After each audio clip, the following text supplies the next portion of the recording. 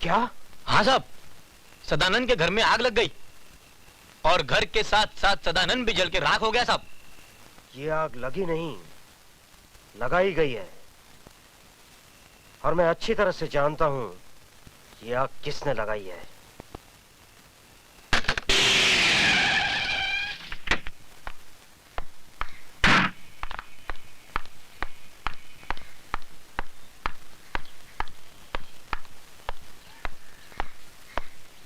Sir, विजय सक्सेना कहाँ है? Sir वहां लॉकअप में।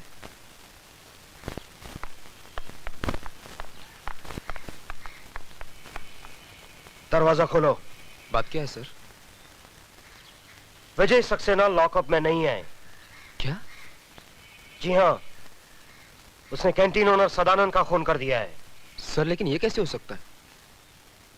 अभी बताता हूं, पहले तुम दरवाजा खोलो। चाबी दो।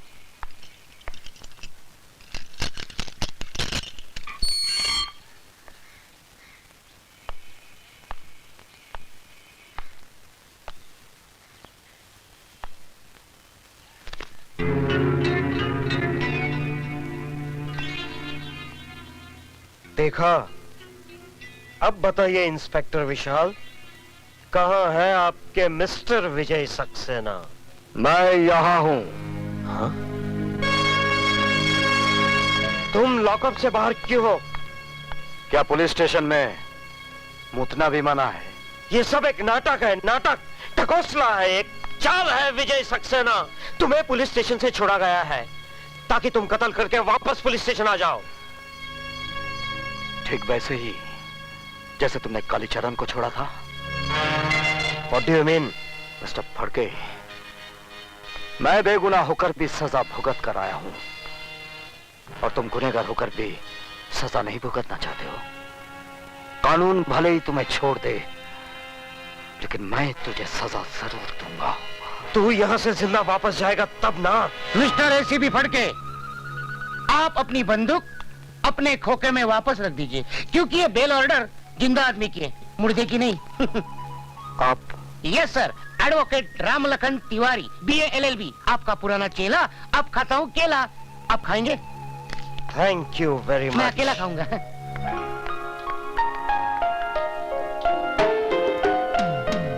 सुधा तुम? यस सर, इन्होंने आपकी जमानत दी थी। चलिए sir. Thank you Vishal. Sir अभी बहुत काम करने, आप बार बार थैंक यू बोलोगे तो थक जाओगे। एक ही बार थैंक यू बोलना, क्यों विशाल? ठीक कहा।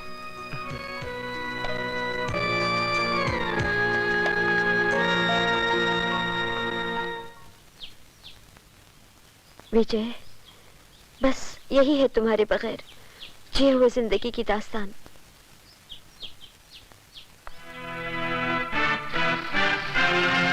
तुम फिक्र मत करो सुधा। जिन लोगों ने हमारे जिस्म के अंदर सुइयां चुबो चुबो कर जहर भरा है, वही जहर वापस उन लोगों पर उगलना है। लो भैया, खिला दो मुझे आखिरी पान। क्यों, खुदकशी करने जा रहे हो? अरे खुदकुशी करने नहीं, मर्डर करने जा रहा हूँ। किसका? जाओ जाओ, अंदर जाओ, अंदर। कहाँ घुसे चले आ रहे हैं आप लोग? तुम सबको यहाँ से निकालने के लिए। क्यों, क्या किया है हमने? अब ज्यादा बनने की जरूरत नहीं है, हमें पता चल चुका है तुम अपनी बेटी से धंधा करा रही हो। क्या? तुम्हारी भलाई इसी में है, फौरन यहाँ से निकल जाओ। कौन है वो माइका लाल जो इन्हें यहाँ से निकालेगा? लो, रंडी का भड़वा भी बोला। किसकी जुबान को तुम रोकोगे बेटा? हाँ हाँ बोलना, क्या कर रहा था तू यहाँ? क्या रिश्ता है तेरा इस लड़की से? अब बोलता क्यों नहीं बे?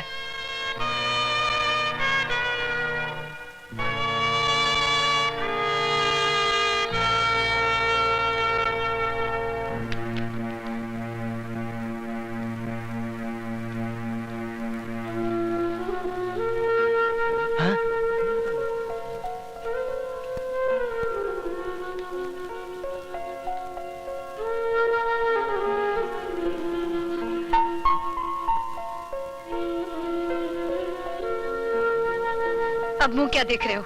दफा हो जाओ यहाँ से।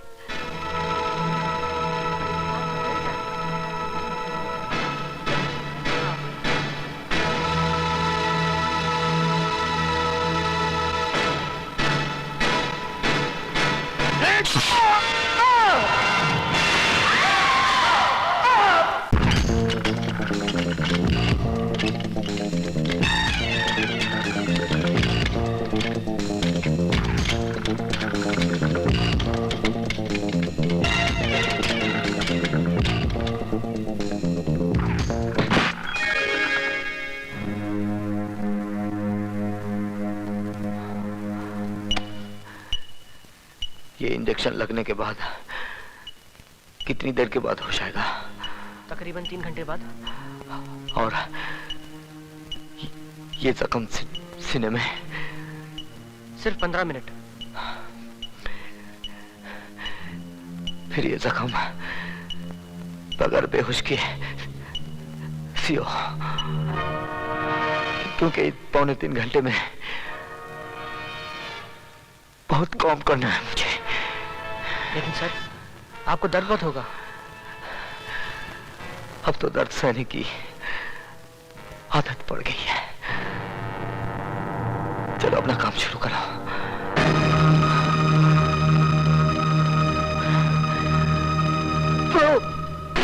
लो इनका चोपर उसके पेट में ऐसा घुसाया कि उसकी सारी हथेलियां बाहर आ गई। समझ लो उसका काम तमाम। अब यहाँ क्या कर रहे हो? जाओ अपनी शादी की तैयारियां शुरू करो। 7 साल से तुम्हारी बक बक सुनकर मेरा भेजा पक गया है चिरौंजी लाल। यही तो मुसीबत है, जब मामा चिरौंजी सच बोलता है तो दुनिया उसको झूठ मानती है। एक बार तो मेरी बात को सच मान लो और कल बारात की तैयारी करो। मामा चिरंजी लाल,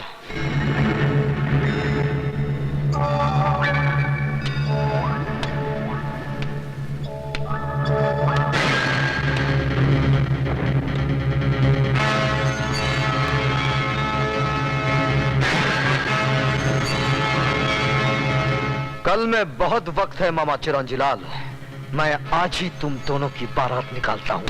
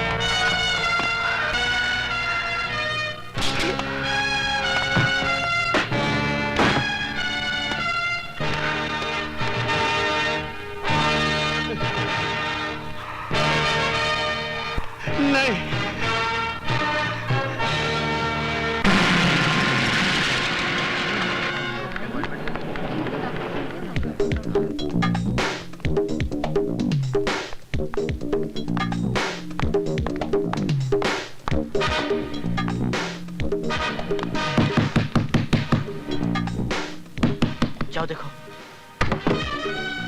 ये आप क्या कर रहे हैं? जानते नहीं अंदर ऑपरेशन चल रहा है? तुम्हें अकल देने की जरूरत नहीं। एसीपी हूं मैं, कोई घसियारा नहीं। जो हरकत आप कर रहे हैं उससे तो आप घसियारे ही नजर आ रहे हैं। Shut up! कौन है? क्या बात है? विजय सक्सेना कहाँ है? हमारे दिल में। बकवास बंद करो और सीधे सीधे मेरी बात का जवाब दो। कहाँ है वो? आइए अंदर। हाँ? ये कैसे हो सकता है?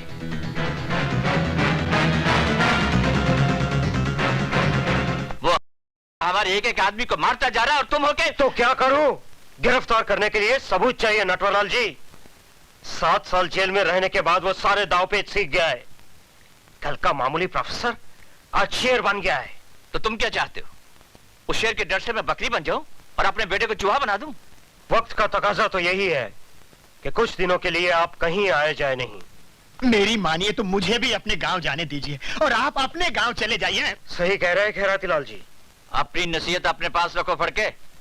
अगर मेरी बाई आंख फड़ गई ना तो मैं तुझे एसीपी की कुर्सी से उतार कर हवलदार की बेंच पर बैठा दूंगा, समझे? मैं तो आपके घर का कुत्ता हूँ, जहाँ चाहे बांध दीजिए। तो फिर जा किसी कोने में और दूम दबा के बैठ जा। नटवरलाल जी, ये विजय सक्सेना वही चक्रव्यूह रचा रहा है जो हमने 7 साल पहले रचाया था, अंधे कानून का।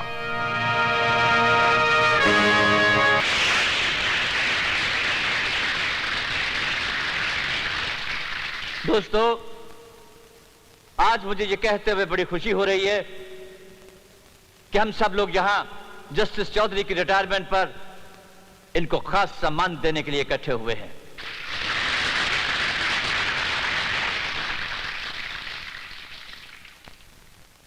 कहते हैं कि चांद में भी दाग होता है, लेकिन जस्टिस चौधरी की जिंदगी बिल्कुल बेदाग है। इंसान गलतियों का पुतला है, कभी ना कभी कहीं ना कहीं किसी न किसी मुकाम पर गलती कर देता है, लेकिन जस्टिस चौधरी एक ऐसी नायाब हस्ती है जिन्होंने आज तक कभी कोई गलती नहीं की। चाहे इनकी झोली को दौलत से भरने का लालच दिया गया हो, चाहे इन्हें या इनके बीवी बच्चों को मार डालने की धमकी दी गई हो, लेकिन ये हमेशा सच्चाई के रास्ते पर अड़े रहे। Give him a big hand, ladies and gentlemen.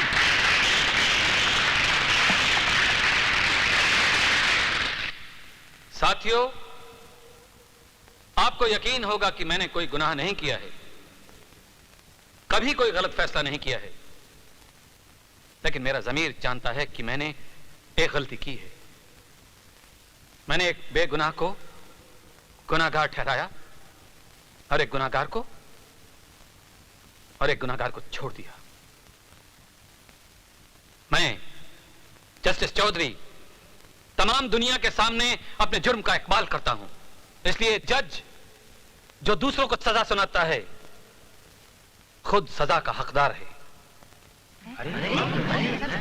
लेकिन आज अपने माथे पे लगे उस कलंक को, उस धब्बे को मैं मिटा दूंगा नटवर, तेरे बेटे काली के खून से। ये तुम क्या कर रहे हो?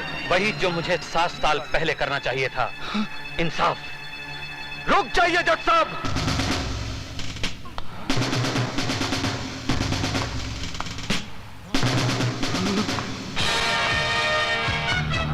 7 साल पहले आपने मेरे साथ नाइंसाफी की थी, आज वही फिर करने जा रहे हैं। यह कानून का नहीं, मेरी बहन का कातिल है। यह आपका नहीं, मेरा मुजरिम है, और इसे सजा देने का हक सिर्फ मेरा है।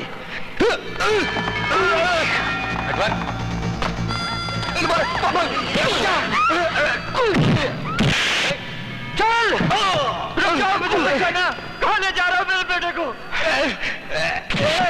ऐसी जगह जहां मौत इसके सामने होगी और इसे बचाने वाला कोई नहीं होगा।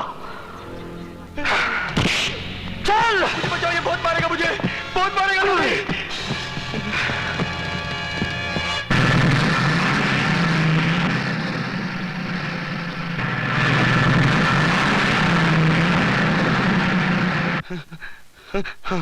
ये क्या कर रहे हो?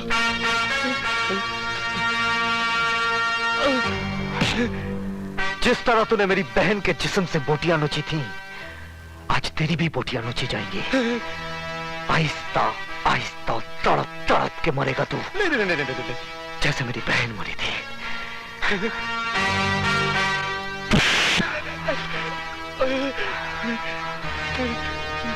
आप मुझे छोड़ के क्यों जा रहे हो? सरकार ने पाबंदी लगाई है कि इंसान जानवर का शिकार ना करे, लेकिन यह पाबंदी नहीं लगाई कि जानवर इंसान का शिकार ना करे। मैं तुम्हारे पैर पड़ता हूँ, तुम्हारे हाथ जोड़ता हूँ, मुझे अकेला छोड़ के मत जाओ। सर! सर मुझे अकेला छोड़ के बचाओ, अरे मुझे अकेला छोड़ के बचाओ।